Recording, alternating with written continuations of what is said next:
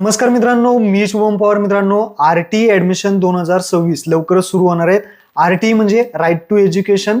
यामध्ये लहान मुलांना मोफत शिक्षण दिलं जातं, तेही प्रायव्हेट शाळांमध्ये. 25% जे काही जागा असतात त्यामध्ये लॉटरी काढली जाते आणि त्यामधून लहान मुलांचा प्रवेश केला जातो. आता या आरटी मध्ये तुमच्या लहान मुलाचं जे काही वय आहे ते बरोबर असणं गरजेचं आहे, तरच तुम्ही इथे फॉर्म भरू शकता. त्यासाठी कागदपत्रे कोणकोणती लागतात याचा सेपरेट व्हिडिओ तुम्हाला बनवला आहे. तो युट्यूबवरती जाऊन तुम्ही सर्च करू शकता, आरटी ऍडमिशन मराठी कॉर्नर. तुम्हाला व्हिडिओ भेटून जाईल. तुमच्या लहान मुलाचं किंवा मुलीचं नक्की वय किती असायला पाहिजे, प्ले ग्रुप, नर्सरीसाठी, इयत्ता पहिलीसाठी, तर ते या व्हिडिओमध्ये तुम्हाला सविस्तर सांगणार आहे. आणि आता तुमच्या मुलाचं वय कसं कॅल्क्युलेट करायचं ते सुद्धा सांगणार आहे. तर व्हिडिओ नक्की शेवटपर्यंत पहा. चॅनलवरती पहिल्यांदा आला असाल, चॅनलला सबस्क्राईब करून ठेवा. अशाच महत्त्वपूर्ण व्हिडिओज तुम्हाला मिळत राहतात. तर चला मित्रांनो, व्हिडिओ सुरू करूयात.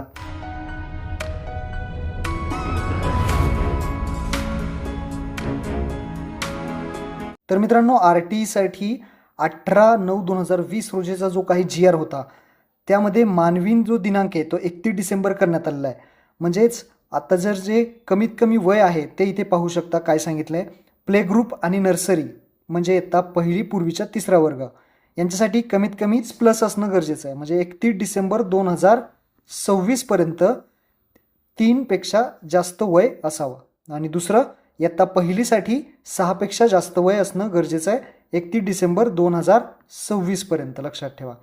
आता कमीत कमी किती आणि जास्तीत जास्त किती जन्मतारीख कशा पद्धतीने असली पाहिजे ते स्पष्ट तुम्हाला सांगतो, म्हणजे समजेल. पहा, तर हा चार्ट पहा, म्हणजे तुम्हाला एकदम स्पष्ट होईल की कशा पद्धतीने तुमच्या मुलाची किंवा मुलीची जन्मतारीख पाहिजे.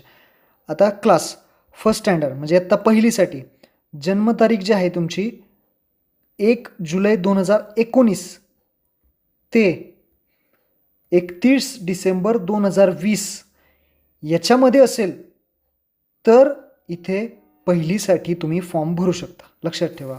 परत एकदा चेक करा, तुमची जन्मतारीख 1 जुलै 2019 ते 31 डिसेंबर 2020 या कालावधीमध्ये असली पाहिजे.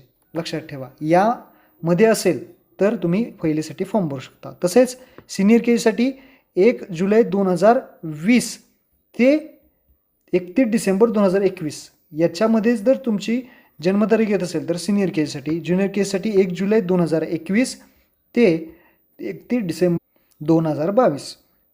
तसेच नर्सरीसाठी 1 जुलै 2022 ते 31 डिसेंबर 2023 असा कालावधी आहे. तर याच्यामध्ये तुमची जन्मतारीख पहा. आता वय कसं मोजायचं ते सांगतो तुम्हाला.